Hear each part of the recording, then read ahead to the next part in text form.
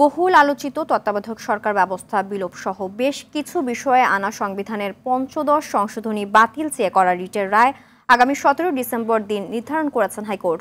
ওই দিন সংক্ষিপ্ত রায় ঘোষণা করা হবে। এই রায়ে দেশের গণতন্ত্রের স্বার্থে তত্ত্বাবধায়ক সরকার ফিরে আসবে বলে প্রত্যাশা আইনজীবীদের।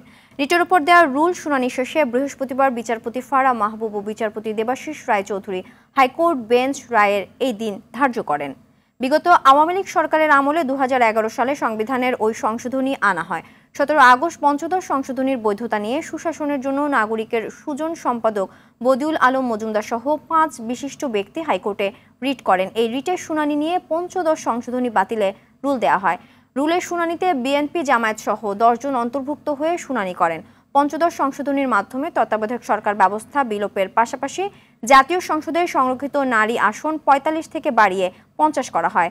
অসাংবিধানিকভাবে রাষ্ট্র ক্ষমতা দখলকে রাষ্ট্রদ্রোহ অপরাধ বিবেচনায় নিয়ে সংশ্লিষ্ট ব্যক্তিকে রাষ্ট্রদ্রোহিতার অপরাধে দোষী করে সর্বোচ্চ শাস্তির বিধানও যুক্ত করা হয়।